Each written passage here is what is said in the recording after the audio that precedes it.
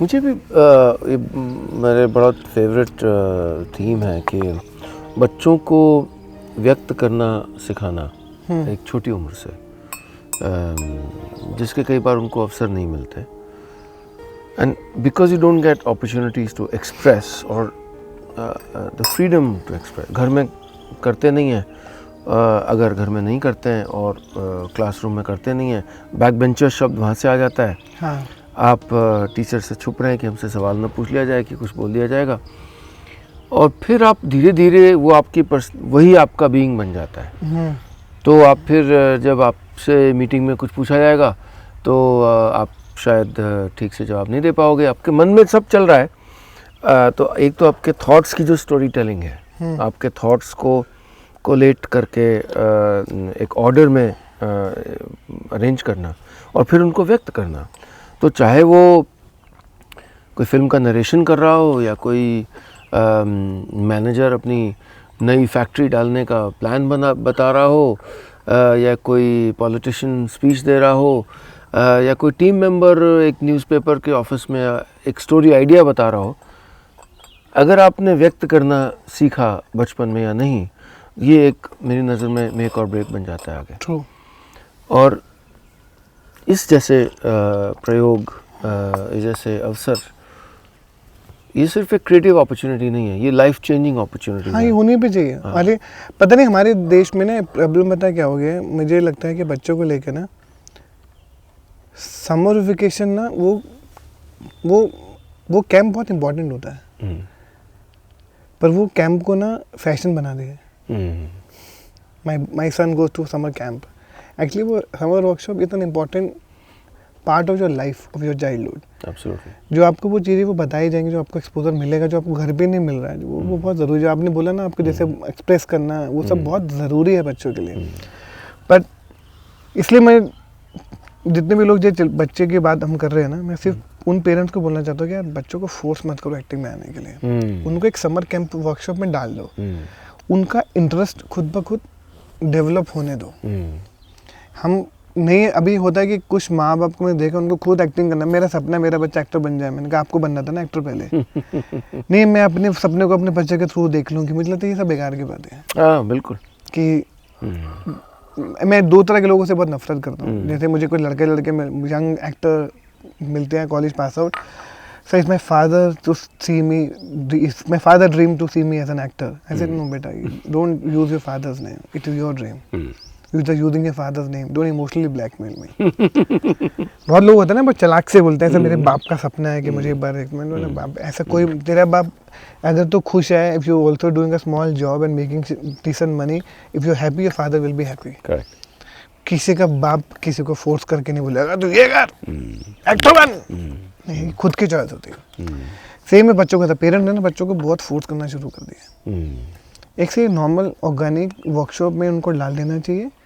उनका interest develop होता है, किस डायरेक्शन में जा रहा है, डांस की तरफ जा रहा है, सिंगिंग की तरफ जा रहा है, पेंटिंग की तरफ जा रहा है, जिम्नास्टिक की तरफ जा रहा है, हॉर्स राइडिंग की तरफ जा रहा है, उसको let them find out, let them explore. Acting की तरफ जा रहा है, उसको 3-4 कैंप में डालो, let you see his behaviour कि किस में इसको मज़ा आ रहा है, कहाँ पे उठ के सुबह भाग के जा रहा है वो, कि आपको उठाना पड़ रहा है। जैसे छोटे छोटे बच्चों में देखे ना, सुबह से उठ के कराटे क्लास में जाते हुए उठ के भाग रहे, तो उनको पता है कि हमको मजा आ रहा है। तो कई होता है कि यार कहाँ मम्मी भेजे मेरे को, तो देखना। आई थिंक वो उनको, मेरी बेटी स्विमिंग में है जैसे, मतलब वो आप रोक नहीं सकते, किसी दिन नहीं मिस हो गया तो वेरी अपसेट, उनका मूड खराब हो जाता है। उनके मूड स्विंग भी इतने विजिबल होते हैं कि आपको समझ नहीं आता कि क्यों, और वो डांट भी देते हैं, आपकी वजह से मिस हो गया मेरी क्लास। आपको समझ में आ जाना चाहिए कि जैसे मैंने देखा मेरे ऑफिस में कई बच्चे आते हैं, तो मैं तो पूछता कि मेरे पास कुछ रिकॉर्डिंग भी है, मैं बच्चों से पूछता कि तू यहाँ पे क्यों आया है एक्टिंग करने? नहीं, तू क्यों आया? मम्मी ने भेजा है। तो मैं समझ जाता हूँ कि ये खुद तो करने नहीं आ रहा, और ऐसी मदर आउटसाइड स्टैंडिंग कि अच्छे से करना। तो मैं समझ, आई फील सो सैड कि यार लेट द चाइल्ड बी। वो बहुत है। ने बच्चों की बात करी तो मेरे लिए सब बच्चों के एक सॉफ्ट कॉर्नर है, बहुत प्यारा मेरी जिंदगी का। मैंने एक किताब भी लिखी है बच्चों के बारे में, मालूम नहीं। मैंने आपको ऑडियो नोट भेजा था। हाँ, अच्छा हाँ, सॉरी, विदई का, जिसमें मूंगफली, तरबूज वाली कहानी के बारे में। हाँ, वो पढ़ने लगी और अच्छा, मैंने एक बार बस उसको एक बार बोला कि ये मुकेश अंकल ने भेजी है और तो आप पढ़िएगा, फिर मैं भूल गया, फिर बाद में आई मैं बुक पढ़ रही हूँ और देखिए मैं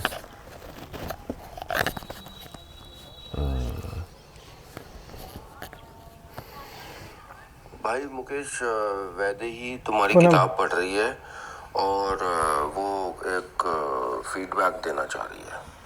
मेरे को ये मूंगफली वाली स्टोरी बहुत अच्छी लगी है। किस बारे में है? तो ये एक बॉय का नाम है नंदू, जिसको एक फैंसी ड्रेस में जाना था अपने स्कूल में, पर उसकी मम्मी उसको एक फूलिश वाला वाटरमेलन ड्रेस पहना देती है। और फिर वो गुस्सा हो जाता है।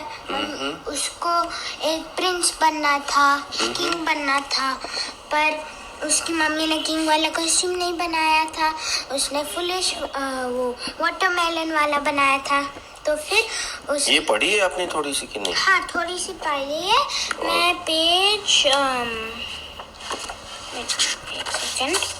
मैं पेज 11 पे हूँ।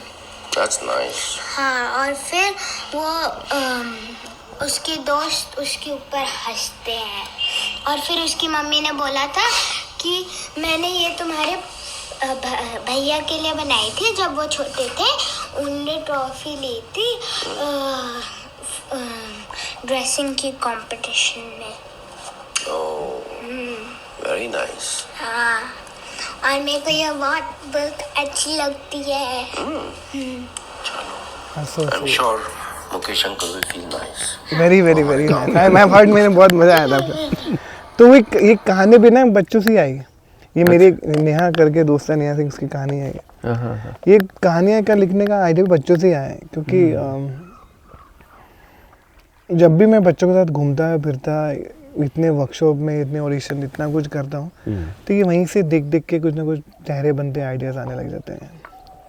उसमें एक और कहानी पूनम के चप्पल, अगर आप पढ़ेंगे तो आपको मालूम चलेगा। वो सब कहानियाँ ऐसी देखी हुई चीज़ों से उठाई हुई कहानियाँ हैं। बच्चे को देखा, वो एक आई रिमेम्बर एक बहुत स्मॉल छोटा सा बच्चा रेड लाइट पे ना, वो जो बच्चे नहीं आते को सामान बेचने के लिए, छोटे बच्चे, तो एक बच्चा इतना खुश नंगे पैर सामान बेच रहा था, लड़की प्यारी सी 7 साल की बच्ची, और उसके दूसरी तरफ 4 बंगला में एक जूतों की दुकान है, वहाँ पर एक छोटी बच्ची माँ के साथ जूते ट्राई कर रही थी। तो मैं वो शॉट ऐसे देख रहा था कि वो ऐसे ऐसे जंप कर रही है, नंगे पैर घूम रही है, जंप कर रही है, और मैंने देखा उसी 4 बंगला रेड लाइट पर वो दूसरी बच्ची कोने पे, वो छोटी दुकान नहीं होती जूतों की, वहाँ पर वो माँ के साथ जूते ले रही है, और वो इतनी परेशान है, उसको पसंद नहीं आ रहे, लंबी रेड लाइट, और देखा 3-2 नहीं वो मैं देख रहा हूँ कि, और मैंने कहा इसको देख रहा हूँ, ये नंगे पैर इतनी खुश है, और ये तो वहाँ बैठ के फिर ये पूनम के चप्पल का आइडिया है कि मतलब एक को चप्पल चाहिए और एक के पास नहीं है, वो दुनिया के सबसे खुश है, और एक को पसंद ही नहीं आ रही है। तो that's how I wrote Poonam के चप्पल। आप पढ़ेंगे तो देन की कहानी कैसे वो रेड लाइट पे आइडिया आया और कैसे वो चीज़ को लिखा। ये किताब कैसे मिल सकती है पेरेंट्स को? ये अवेलेबल है हर जगह। इसका नाम क्या है? मूंगफली। मूंगफली। पता नहीं बॉम्बे में शायद वो नए बच्चे प्रेमचंद पढ़ते कि नहीं पढ़ते, हम तो वो ईदगाह पढ़ के पढ़े हुए हैं ना, बूढ़ी काकी, बिल्कुल ईदगाह। हम तो मतलब वो हमारी तो जिंदगी में वो कहानियाँ, पंच परमेश्वर, ये कहानियाँ बड़े भाई साहब हमारी तो जिंदगी इन कहानियों ने बिताई है ना। हमको तो ये प्रेमचंद जी ने शायद जीवित रखा है कहानियों के थ्रू। ऐसी कहानियों से इंस्पायर्ड होके ऐसा कुछ और लिखना है ताकि मजा आए।